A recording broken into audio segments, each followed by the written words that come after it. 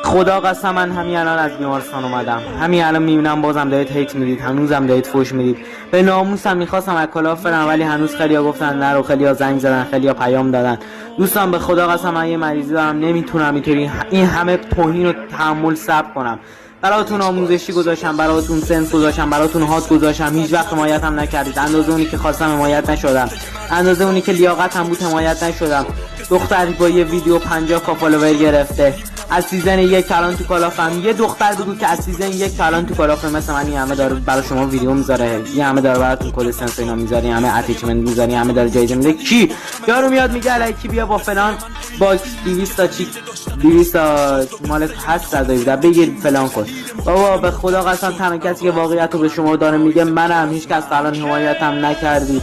به امام علی به خدا قسم الان یک خارجی بود بدون کلام، بدون هیچ گیم پلی، بدون هیچ سطحی الان 200 کا فالوور داشت که همه اومد زحمت کشید براشون.